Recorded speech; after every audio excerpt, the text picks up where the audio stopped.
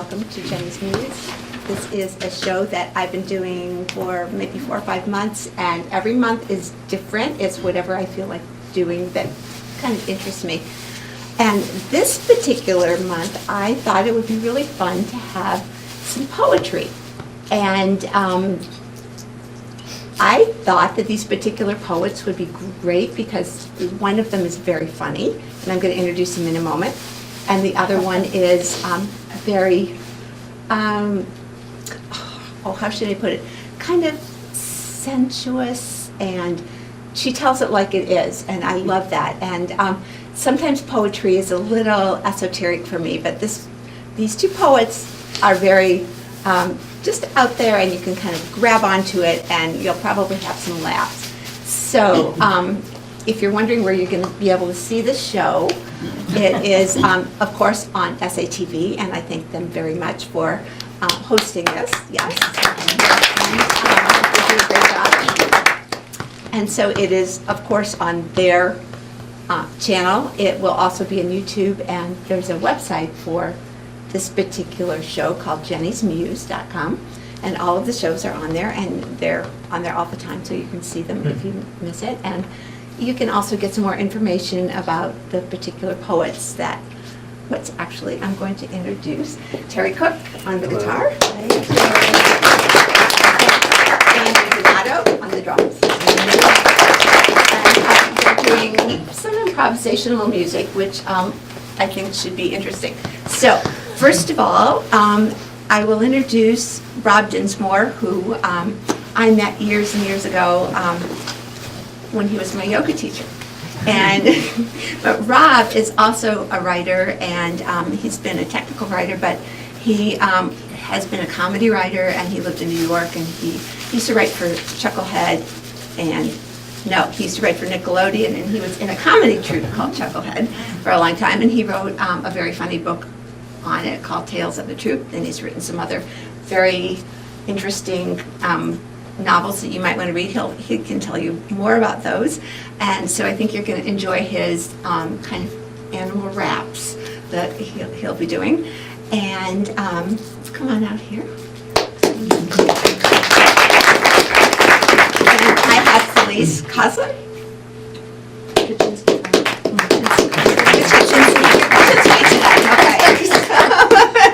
She keeps me guessing.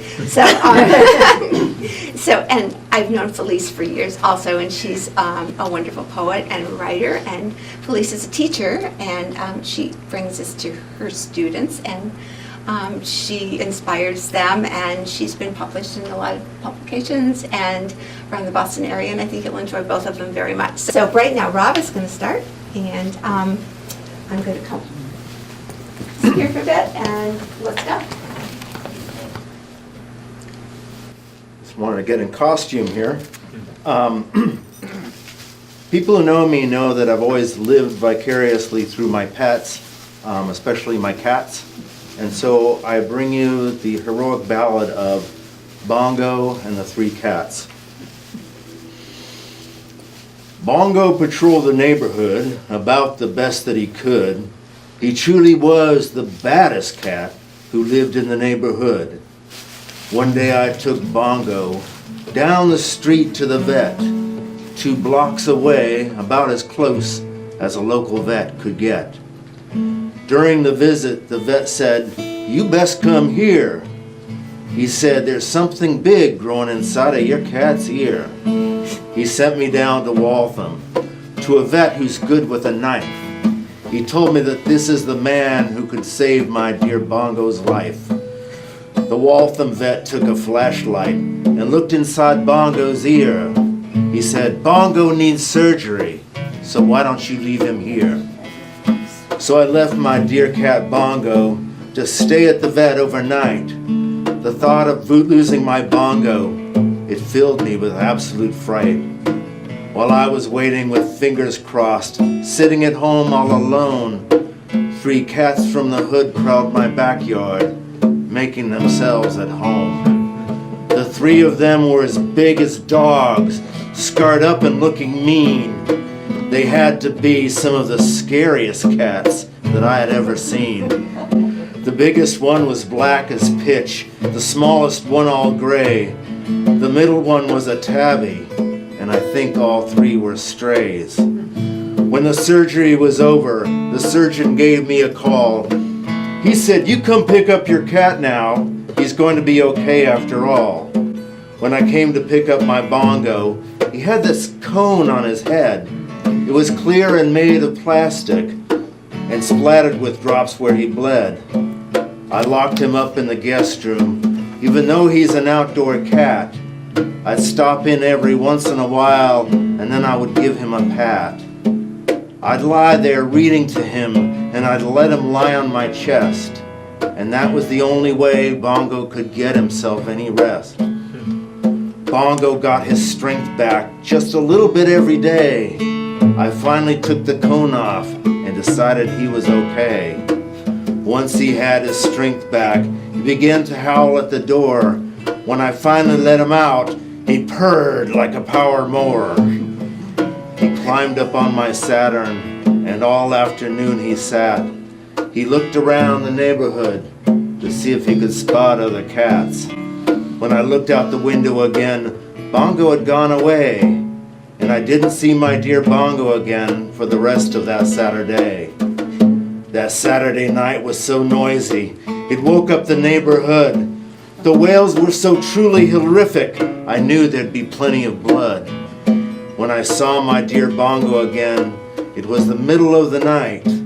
With scratches near his eyes and nose, I could tell he'd been in a fight. When Sunday morning I looked around, I could see things were now on the mend. Those three mean cats were gone now, and I never saw them again.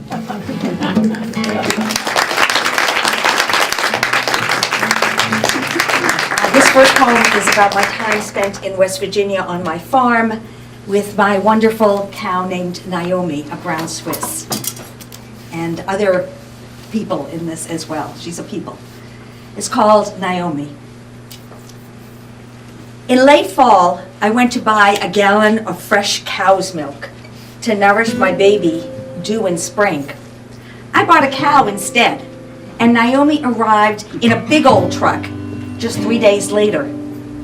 Her wide-set eyes and brown skin over folds of fat moved with her languid steps from truck to barn and out to pasture, with its pristine picnics of clover, timothy grass, and alfalfa. As the mornings grew colder and evenings darker, my overalls stretched more tightly against belly, becoming round as winter squash. Naomi heard me coming by the sound of the hello bucket against leg and the sick cow call my Grandma Kibble had taught me.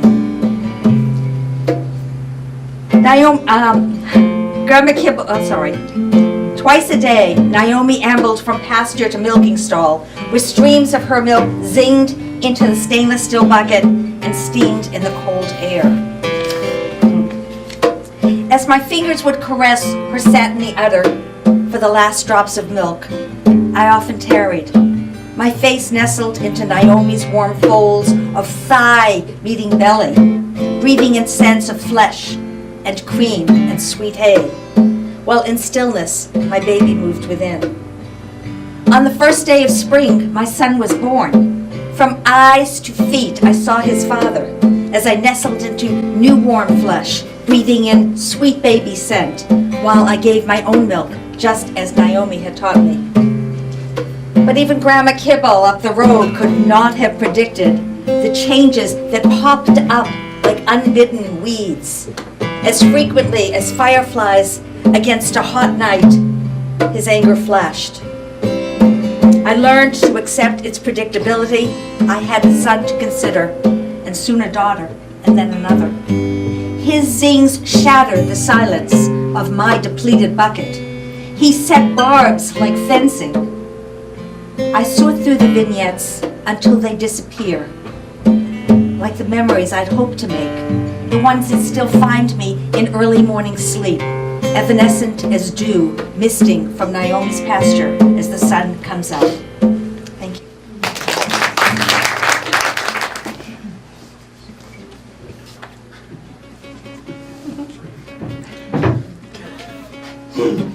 By now, you probably realize that where I live, Hamilton, Massachusetts, is a pretty tough neighborhood if you're a cat. I once saw some people doing rap music, and I just said, what can I write about? I don't, I'm not very street, but my cat is. So I wrote the Cranky Cat rap in the honor of Uzo, who is actually a black cat, but otherwise that's a very cranky looking cat on the screen. Ready, boys? Yes. 4, 3, 2, 1. Yo, he ain't fat, he's a cranky cat. A hiss-stat, spat-at, boot, black old cat with a face like a rabbit bat. Just so you know the situation, he's 13 pounds of pure irritation.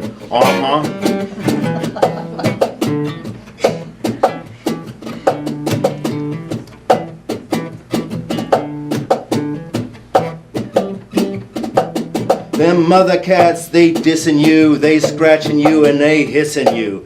In this hood, you gotta watch your tail, you gotta guard your turf, tooth, and mail.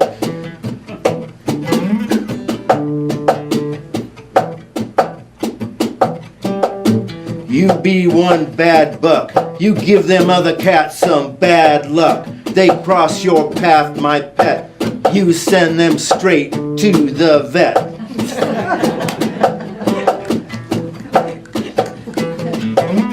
You know there ain't no badder patrol than an old cat with poor bladder control. You mark your turf one drop at a time. You make them mother cats stop on a dime.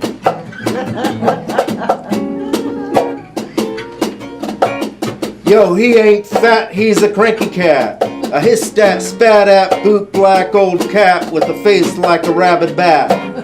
Just so you know the situation, he's 13 pounds of pure irritation. All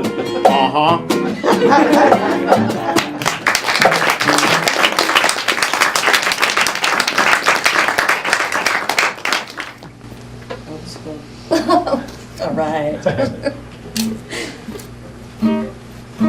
Okay, the screen is now showing a couple of dancers.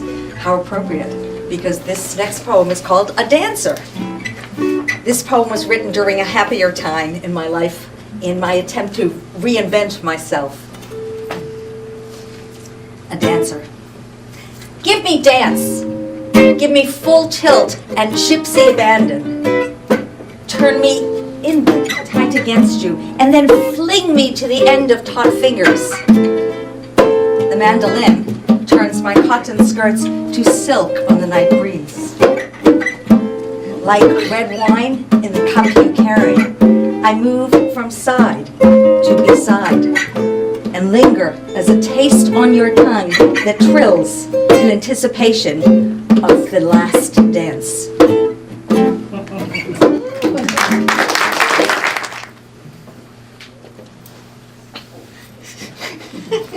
This next piece is dedicated to my Facebook friend JT, who had the misfortune of growing up near a place called Martinsville, Indiana, the cesspool of the universe, and the town that gave me birth.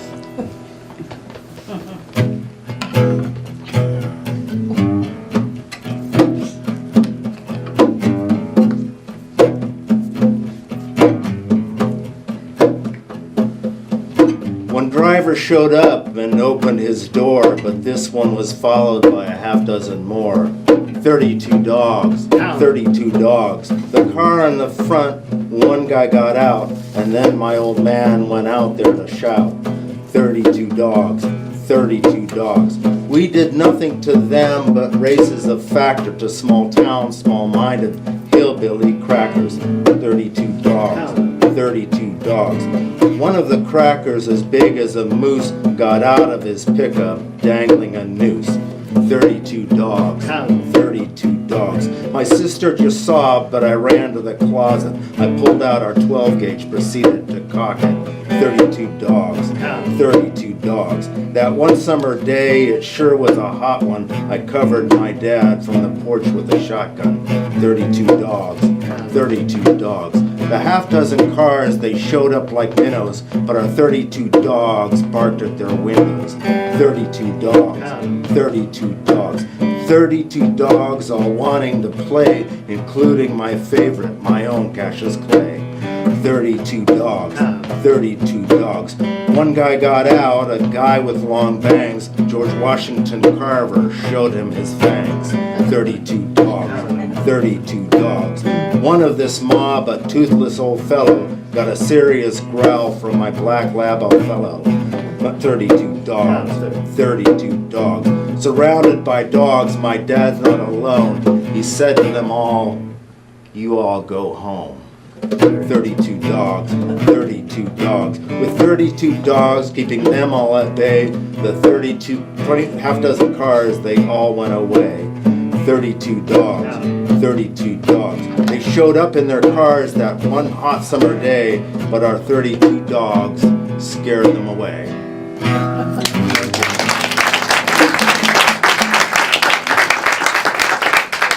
And this poem was inspired by my garden and by the great Chilean poet named Pablo Neruda. It's called Ode to Vegetables. I'm gonna hang out in my garden for a while. Yeah. Perhaps a vegetable hurts when it's picked, or rather rises in song for the glory of being chosen for the plate. I am vegetable in my soul, waiting to be selected, to be transformed. Consider the cucumber, hiding coyly beneath a canopy of leaves, becoming each day greener, plumper, bolder, feigning indifference with her prickly skin. Ponderous, she entreats her stem to release her, until freed by a mere twist into the hand that finds her. How could I deny the fate of the parsnip lying dark and deep in the earth, or the asparagus first peeking in early spring ground? Unlike the coconut crashing to the shore, the vegetable waits. We vegetables know our place in all our seasons. We are hand-picked when we are as perfect as a summer day. If ignored, we wane, we wither, we're compost, and wait out winter till we spring with new sprout. I, like the vegetable, want to be spiced with cardamom and cumin, colored with saffron, decorated with peppery reds and succulent greens, placed in the center of a grand feast. I, like the vegetable, want to be tasted with gusto, extolled with accolades, remembered as the very best offering, desired for just one more taste, long after the feast is over.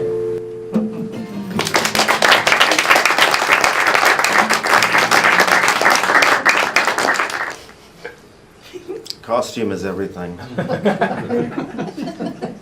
So, I don't know if anyone's ever had a cat or a dog that did this to you, but do you remember that scene out of The Godfather? That's what, sorry. It's the horse's head. Finding dead things in your bed is disturbing, and it's part of owning a cat.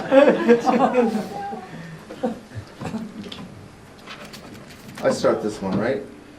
No. No. You start it, right?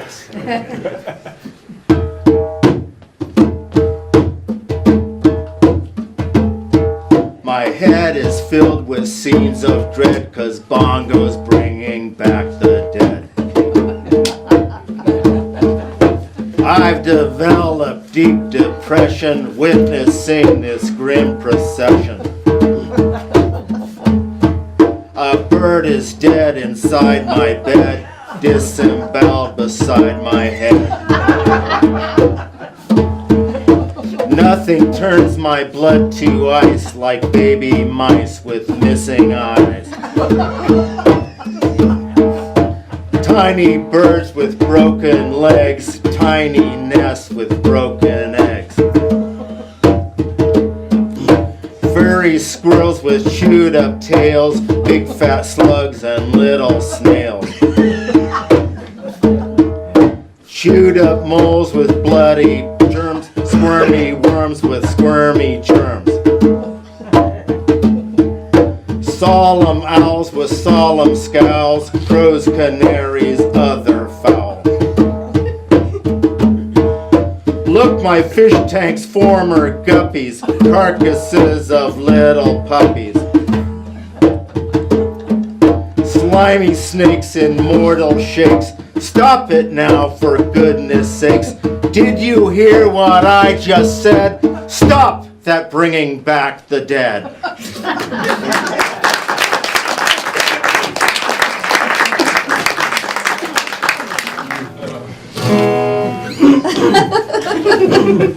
Yes, this indeed is another vegetable poem. In this one, you really need to forgive me for the extended metaphor. You'll see why. Okay, it's called Potato Woman.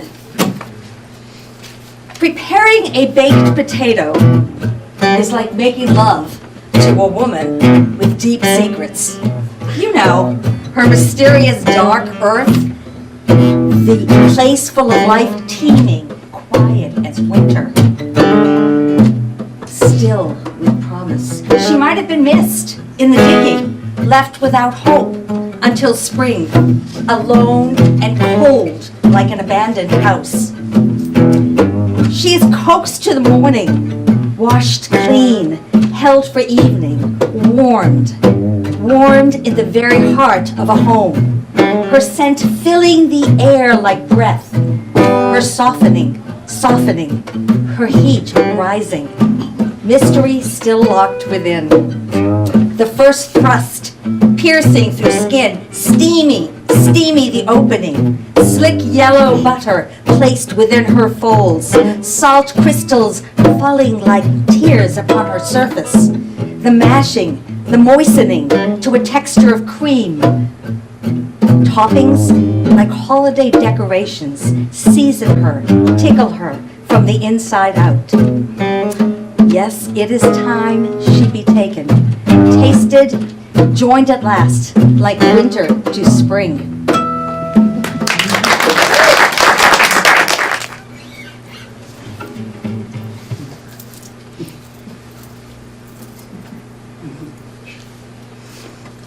Okay, now there's the dude on the screen. Oh my God. All right. Yep, the ocean, the dude. This is ocean, okay? This is a poem it's my last poem, and I'm going to be using my West Virginia accent, which I can do, because I lived there for 15 years. My goodness, that was a long time. This one is called Love Song. 'Cause coming in sure as the tide of the sea, beyond limits of time, answering nobody's need. Love it come easy and choose me instead. Rock me, roll me, and dance without end. Oh, I've been dancing to love songs all of my life. Kissing and hugging and feeling so right. Wishing and hoping and knowing that no shame, thinking this time I know he'll remain. The love of my life, the mate of my soul. Yet each time I'd be playing alone. With deceptions of love or ill-fated trust, the times my whole life would adjust. To his whim and will, he'd be mine forever, or at least until I'd learned there was nothing to keep or to lose. Love's not something to choose or refuse. So I learned to be strong, to keep dancing along to songs of many kinds. But a guy who delude me or seek to confuse me, he'd soon enough find. My hands would be open, from my life he'd be thrust. I'd no longer need illusion or lust. 'Cause coming in shore is the tide of the sea, beyond limits of time, answering nobody's need. Love it come easy, choose me instead. Rock me, roll me, and dance without end.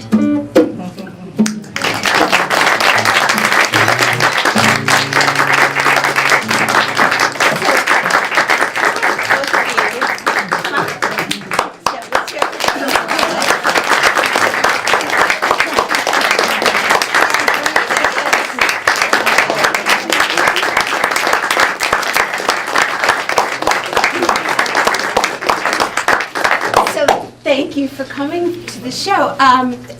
Every show is different. Next month will be something totally different, and so I hope you'll check the website and share my joy in whatever Jenny's music. Stay with it. Thanks again.